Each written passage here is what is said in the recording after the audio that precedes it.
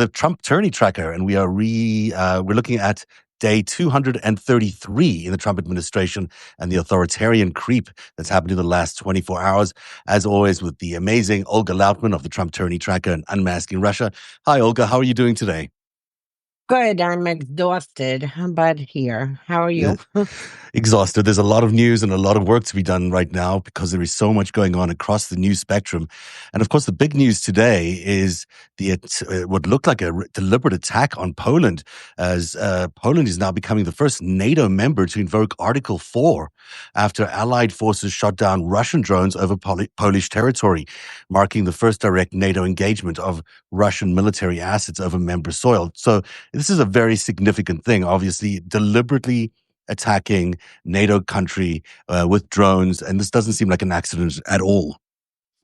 No, it's not. And partly why I'm so tired because I was up until probably 4 a.m. watching this and checking Russian chatter and monitoring Ukrainian news and talking to friends in Poland to see what's happening on there and like what they're finding out. This was absolutely, definitely intentional. Russia, has breached Poland's territory a few times prior with one drone falling, two drones. But this is, 19 plus drones that flew deep into Poland. Um, and that's it. It is incredible, very predictable. And yesterday, Julie and I had an emergency live at night over this as this news was breaking in Ukrainian press before it got to American press because it was the Ukrainian military who warned Poland that there were drones headed towards Polish territory. Um, and, we were just sitting and watching this unfold. And I'm like, this is predictable. My only question was, what did Trump and Putin discuss at Alaska?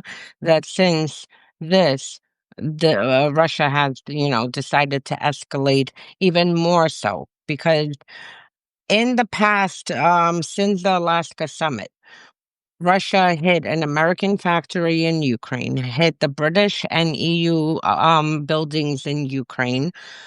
Yesterday, hours before this, there was an arson attack in Germany against a power station that took out electricity for around 40,000 households. Then you had this happen. You had von der Leyen's, the EU Assassination commissioners, attempt. plane targeted with GPS jamming.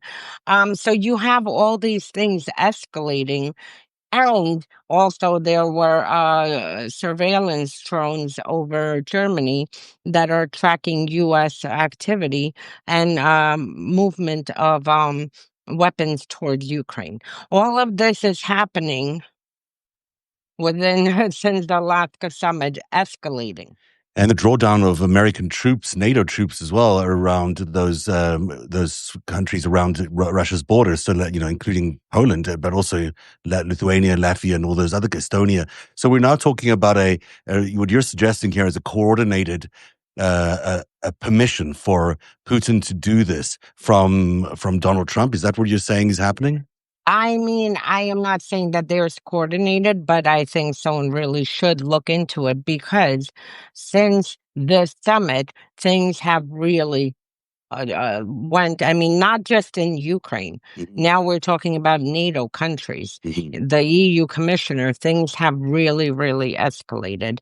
And just, because I work on the region, people need to understand that Russia, within the next few days, is starting the Zapad military exercises in Belarus.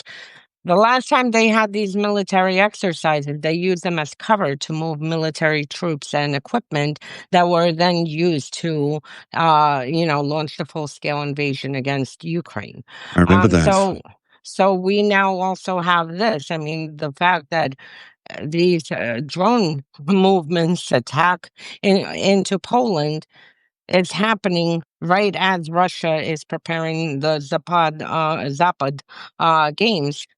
this is also extremely concerning. It is extremely concerning. Of course, this Ukraine was not a NATO country, is not a NATO country. Poland is. And when you've got, the Dutch F-35s and the Polish F-16s were intercepted to destroy these drones, or at least some of these drones, before they hit targets in Poland, what you still are seeing is an absence of an American response, whether it's through NATO or anything else. Where, America is part of NATO, obviously, and has to respond to an attack on any country that belongs to NATO. And Donald Trump has been quite quiet on this.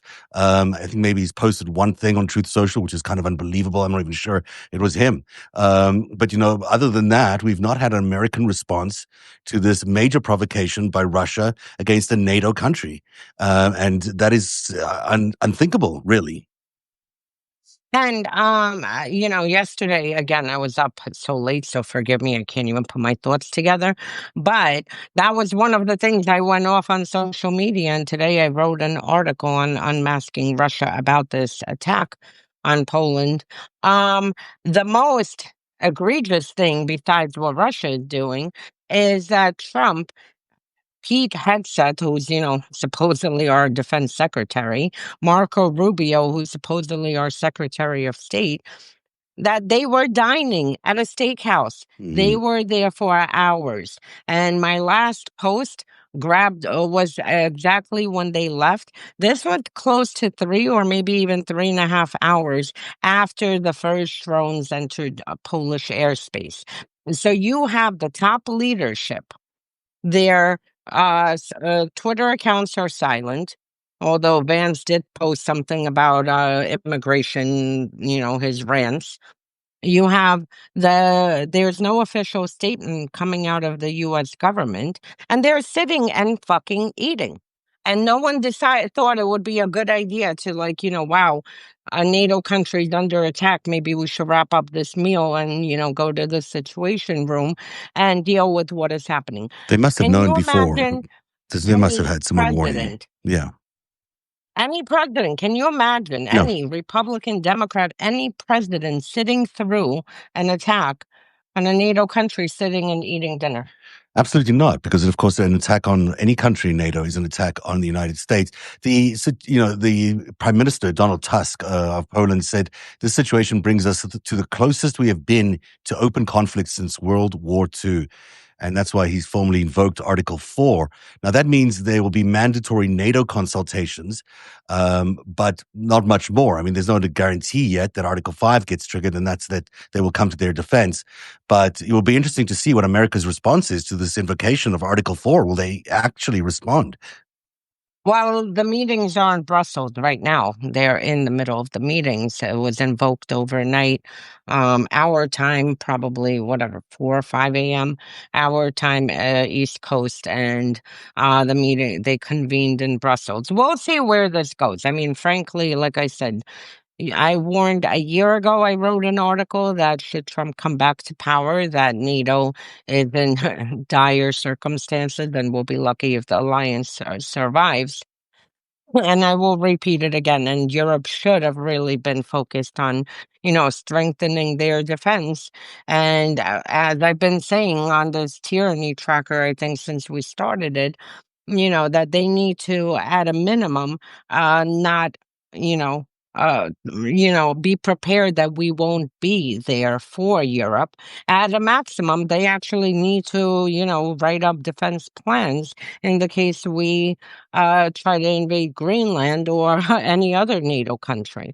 So, I mean, Europe really needs to wake up and not rely on the US, because under Trump, I mean, this is what I can tell you how stark this image is of what was happening in Poland and these people dining in a steakhouse. Yeah, And then I absolutely. checked Russian media, and Russian main story on their homepage for hours as this attack is unfolding is that the Pentagon is cutting their budget to Eastern Europe by 15 times. Right. This was their main Well, story because on the whole that's thing. what But Trump's real reaction to this is to cut the budget, right? I mean, that's what he's decided to do in the midst of these threatening attacks by Russia against Poland. The EU Foreign Policy Chief Kaja Kallas called the violations intentional, not accidental, and the most serious European airspace violation by Russia since the war began. It clearly is. This is a major international crisis, and if the United States continues to just draw down its troops in that area, it's an indication that they are not interested in supporting any country that's under attack by Russia, which, is in line with what Donald Trump said during his election campaign, that he would let Russia do whatever the hell it wanted. Well, seems like he's letting them do that. We'll keep watching this, and thanks to you and Julie for your coverage on Substack last night. It sounds like an exceptional effort. Thank you so much for that. Moving to the next story, CBS News has appointed a guy named Kenneth Weinstein as the CBS News ombudsman. He represents a chilling example of media capture through regulatory coercion achieved without traditional authoritarian violence. But that's a very complicated way of saying it. But this is a position that's mandated as a condition of the FCC's approval of Paramount's $8.4 billion merger with Skydance. But this guy has no history and no awareness of newsrooms or anything like that. He's a former ambassador under the Trump administration to, which country was it again? nominee, Nominee, Japan. so Japan, right? But I mean, other than that, he's not really qualified for this gig. Yet here he is getting it. Yeah, I mean, this is from trying to take over media, and using our tax-funded agencies to go after media, to put these frivolous lawsuits. And like I said before, it's the same thing what he's doing with universities. He's trying to gain control of really independent institutions, in order to, put them under his control, and it's definitely worrying.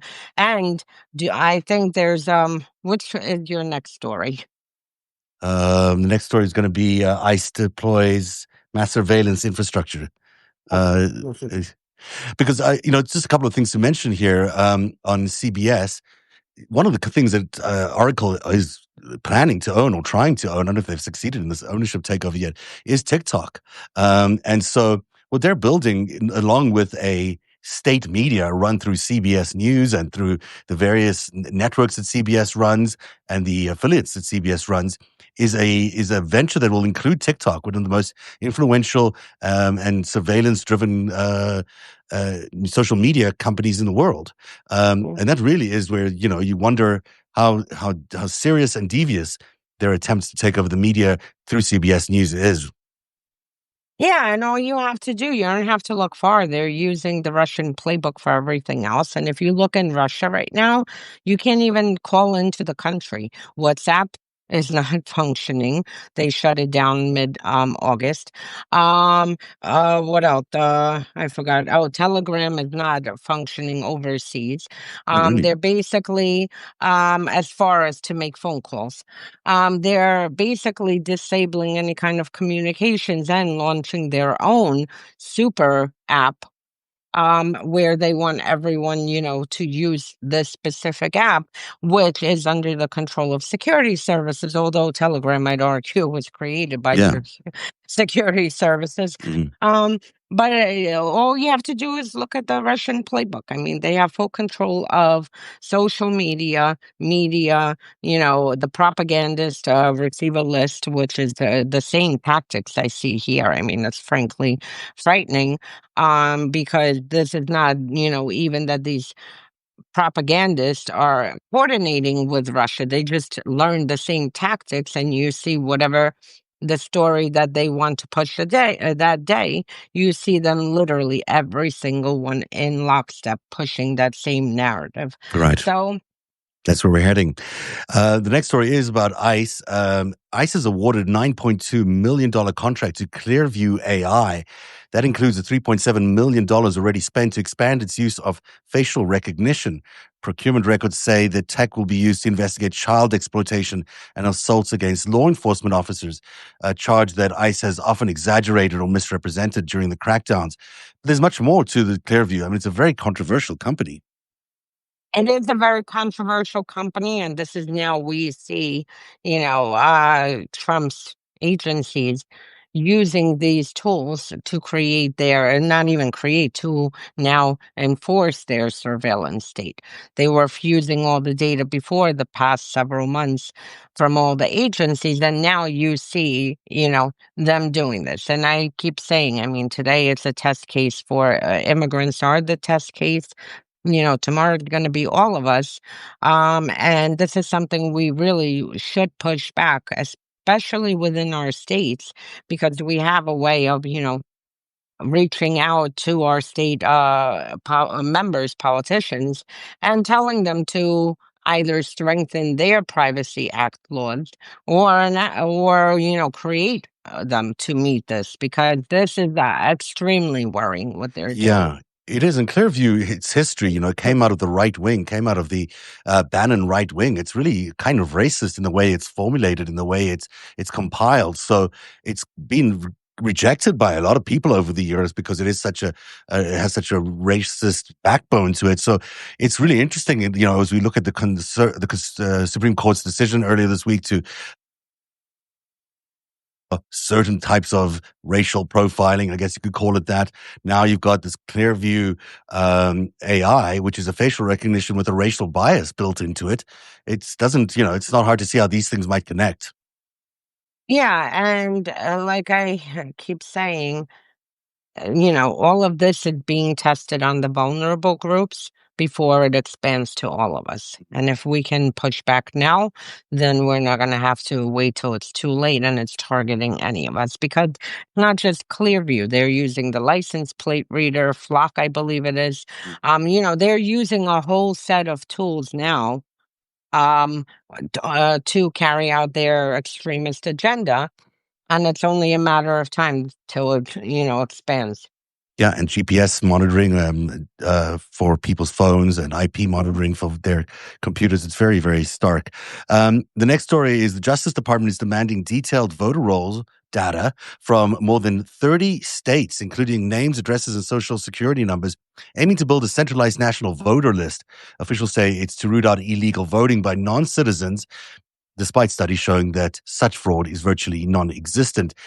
This is a big deal. This administration is really going after the next elections and trying to find unique and different ways to rig them in their favor.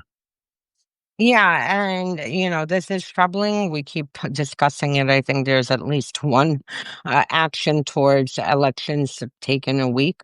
Mhm. And the fact that they are trying to create this nationalized, voting voter registrations system.